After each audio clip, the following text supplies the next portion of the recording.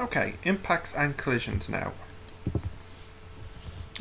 So, a lorry of mass 32,000 kg is travelling at a velocity of 24 meters per second, collides into the back of a stationary car of mass 2,600. After the collision, the lorry and car move off together and come to rest after a distance of 53 meters.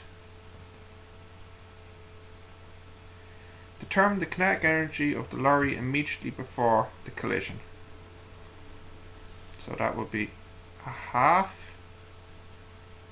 m v squared. Calculator now.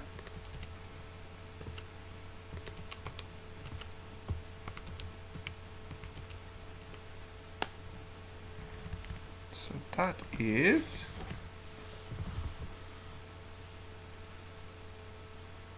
9.2 times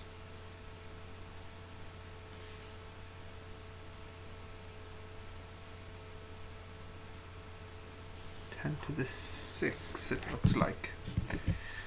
10 to the 6 joules. Or 9.22 if you want to be more precise.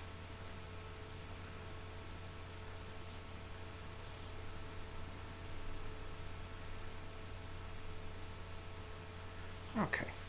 Determine the velocity of the lorry and car immediately after the collision. So we need to say conservation momentum here. So the momentum beforehand of the lorry will be 32,000 times 24. So that's 32,000 times 24. The momentum of the car is 0 because it's at rest. And then they're together after the collision. So the combined mass afterwards would be 34600 times v. So that's the momentum beforehand and that's the momentum afterwards. So we calculate v now.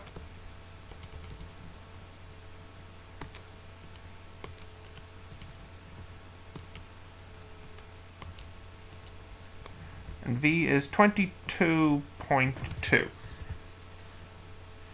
So v is 22.2 meters per second. Determine the loss of kinetic energy during the collision. Well, the kinetic energy afterwards, again, a half m v squared.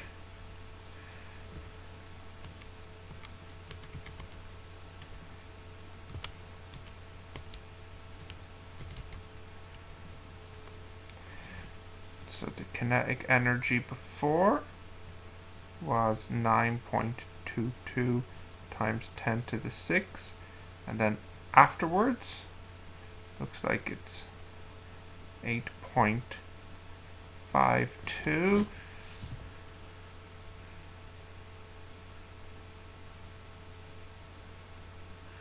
Also 10 to the 6, let me double check. Yep, 10 to the 6. So that will equal 1.22.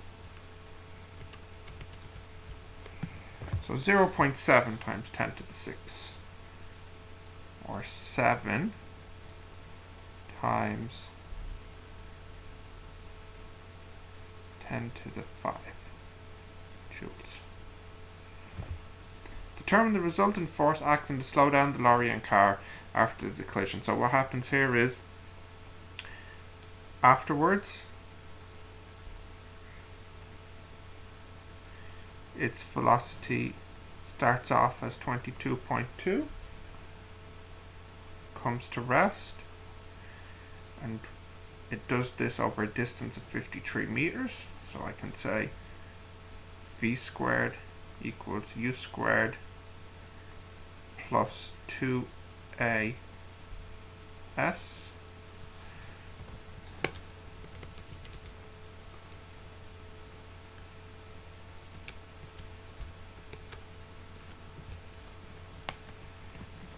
here I get A equals minus 4.65, and then using F equals MA, I get F equals, so I just need to multiply this by the mass now.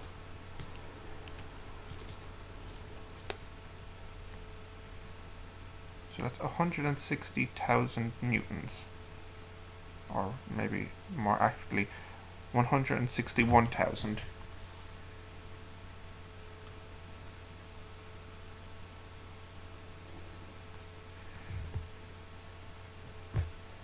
Yeah.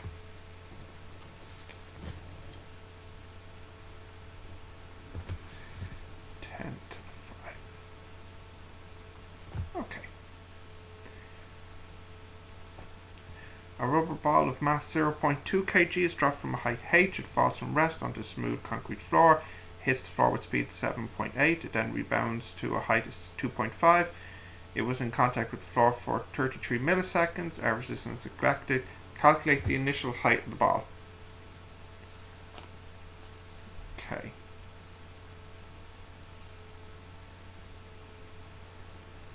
So actually I think I need to write this one out. 0.2, 7.8, 2.5, 33 milliseconds. Okay.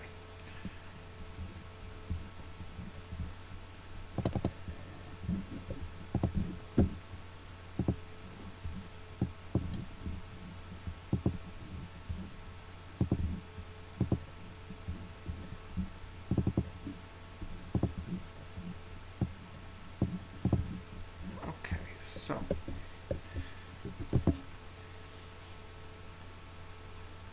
mass is 0.2 kg.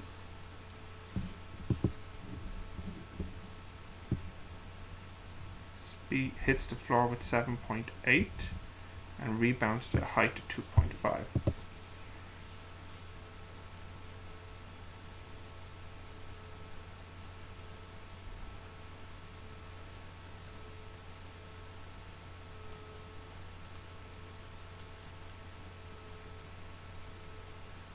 It's in contact here at the bottom for 0.033 seconds. Okay, so the first part is calculate the initial height of the ball.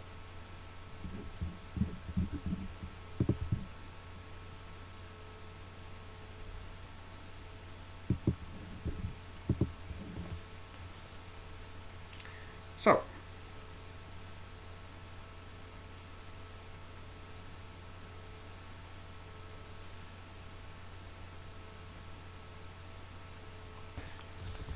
so here it starts at rest, hits the ground with 7.8 meters per second, and A is minus 9.81 meters per second, and actually that's negative since it's going downwards, and we need to calculate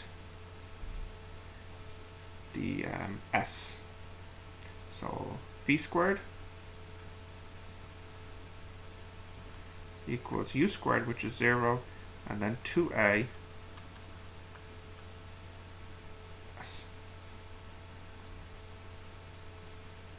V squared equals U squared plus 2AS. Okay.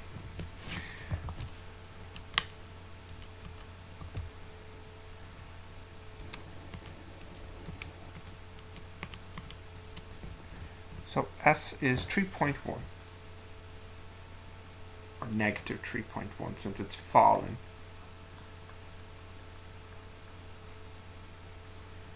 .1 meters. Okay, next question. With what vertical speed did the ball leave the ground? Okay. So, in the second case, we don't know what the U is. We know that the V will be 0. We know that the S will be 2.5. We know that the A is minus 9.81. So let's see. V squared equals U squared plus 2AS. We'll do again. v squared equals u squared plus 2a s.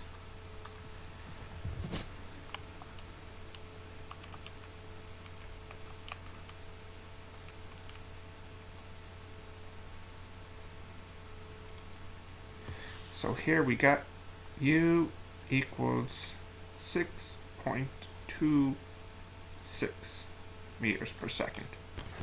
So that's how fast it left the ground at. Okay, next part.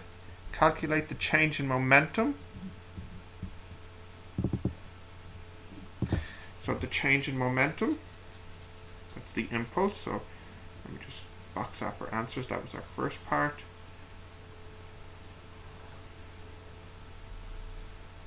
Our second part. So the next part is change momentum, which is the impulse. Mass is 0.2.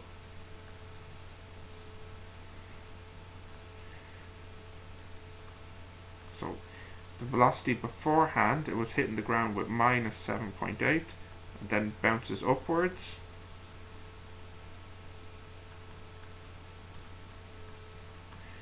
With speed 6.26. So that gives us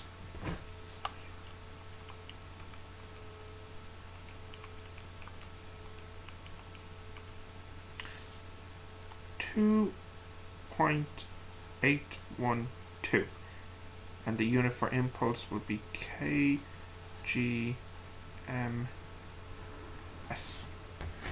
And then the last part is calculate the average force that was acting on the ball when it was in contact with the ground for the 33 milliseconds that caused this change in speed.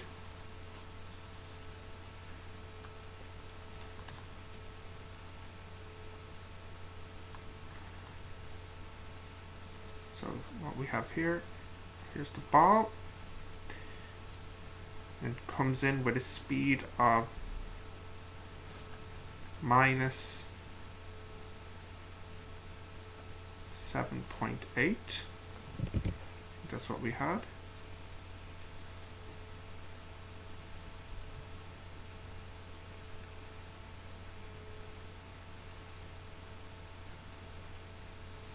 And then leaves at 6.26.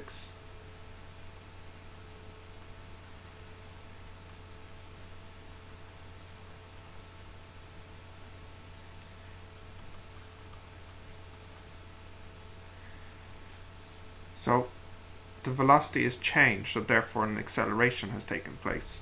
It's changed in this time here, so we could say use maybe v equals u plus at, and then we get v minus u over t, that would be equal to the a. V minus u, let's calculate that. V minus u, 6.26 minus 7.8, so that's minus 1.54 divided by t, 0.033.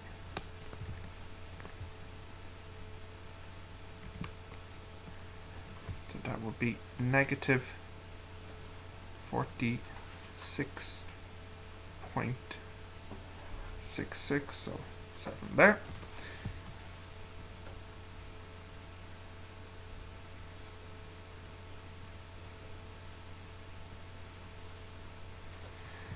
Actually, sorry, I made a sign mistake here. 6.26 minus 7.8.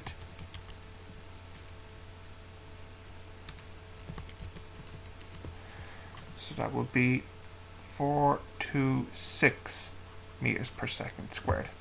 So to find the force, we just know F equals ma. So F would equal that times the mass.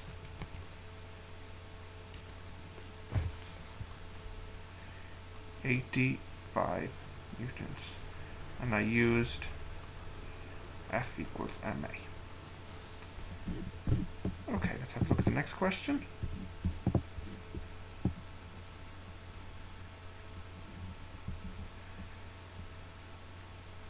In a road traffic accident, a lorry of mass 12,500 kg collides into the back of a stationary car. After the collision, the lorry and car become stuck together and move forward a total distance 34 meters under a constant deaccelerating force of 94.8 kilonewtons. Assuming no other horizontal forces act during the deacceleration, determine the velocity of the lorry immediately before impact.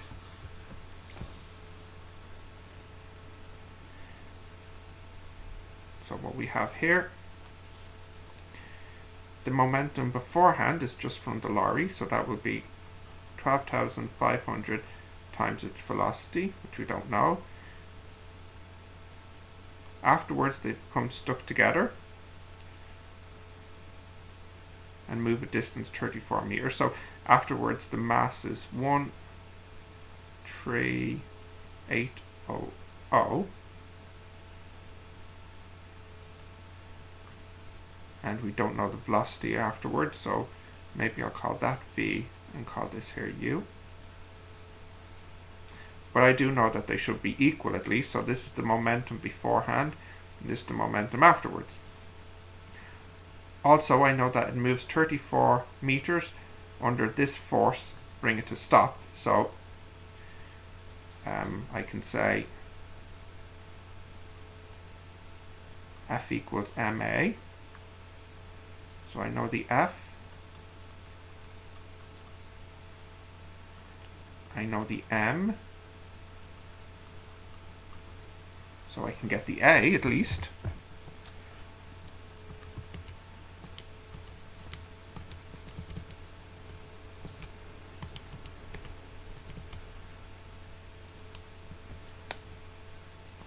Okay, so 94.8 times 10 to the 3 divided by 13800. Okay, so A equals minus 6.87 meters per second squared. And actually, since this force is friction, I should put a minus in here. So I get A is negative. So I know A. So let me say now, it starts at speed v and then deaccelerates to rest over 34 meters. So now I'll use my equation v squared equals u squared, because this is the velocity of when they collide and move off together, and then 2a s, which is good because now I know the v.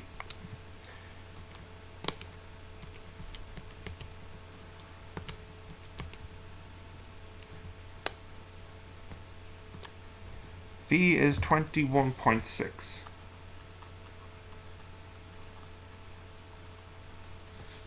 So that can give me the U.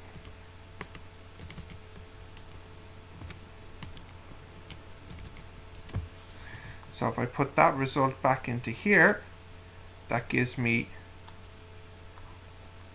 U must equal 23.9 meters per second. That answers the question. So the equations I needed to use were F equals ma, conservation of momentum, and v squared equals u squared plus 2as.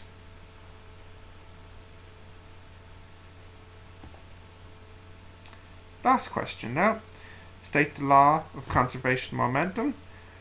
So that is, the momentum at the beginning must equal the momentum at the end, and that's if there's no force acting on the system.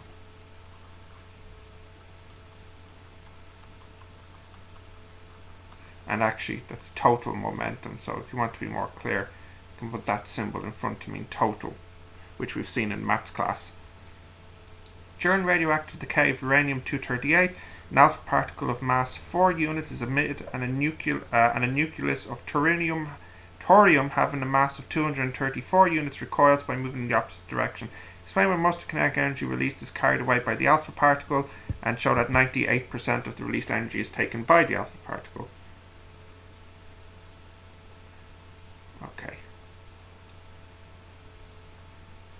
So you have two particles here. Well, explain why most energy is kinetic energy is carried away by the alpha particle. I think this is something we might have to look at later. So I'll just concentrate on this part for the moment. So this has 238 in total. So the big one here, let's say 234, and the alpha particles here.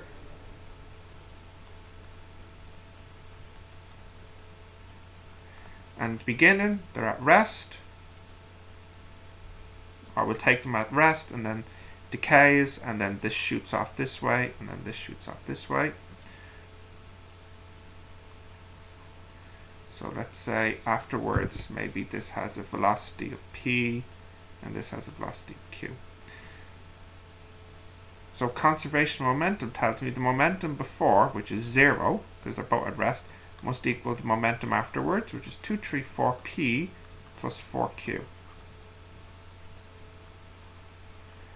And let's see what conservation of energy tells me. Well, beforehand this has some energy which I'll call E, and I don't know what it is. And afterwards, it'll have kinetic energy here and here. So that's a half m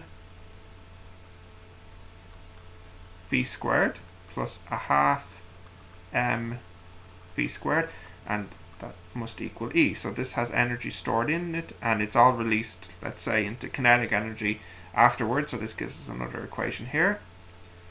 So that's 118 p squared plus 2q squared. That's to equal E.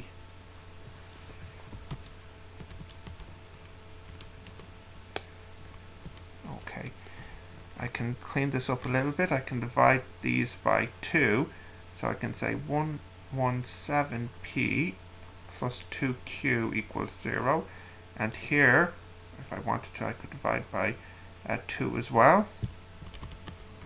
So I'd get 59p squared plus q squared equals a half E. So I have two equations here to solve, basically. One linear, one quadratic, which we've seen in maths class before. So let's take the first equation. I can say from the first equation that Q equals minus 117 over 2p from the first equation. And I can put that into this equation. So I get 59p squared plus q squared equals a half E. So let's calculate that now.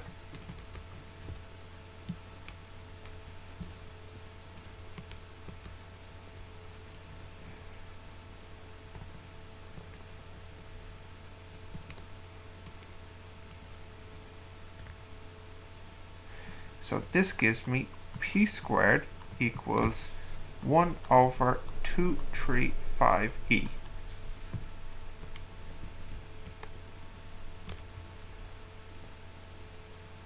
So I get p equals 0.065 E.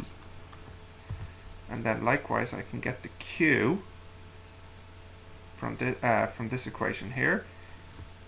So multiply by 117, divide by 2.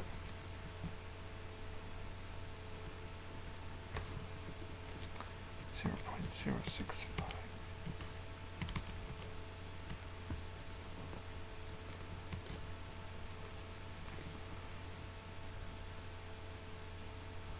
Okay. Q equals minus 3.8 E. So we need to show that 98% of the released energy is taken by the alpha particle. The alpha particle is the one with the Q. So we can see that this one has more velocity. So let's calculate kinetic energy afterwards. So the kinetic energy of the one with the P, that's a half m v squared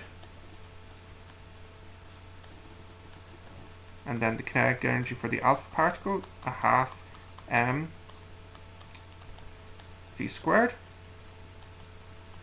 So let's calculate those.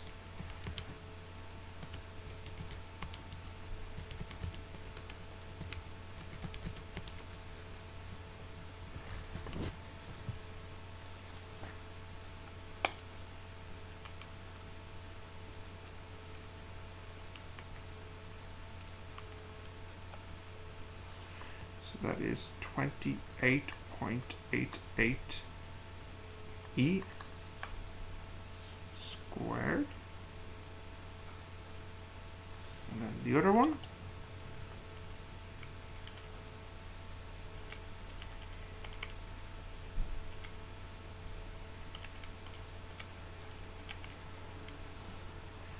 That is 0.49 E squared. So what is that as a percentage?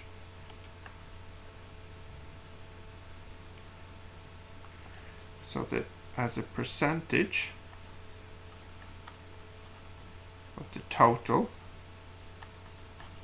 that would be 28.88 E squared all over 0.49 E squared plus 28.88 E squared.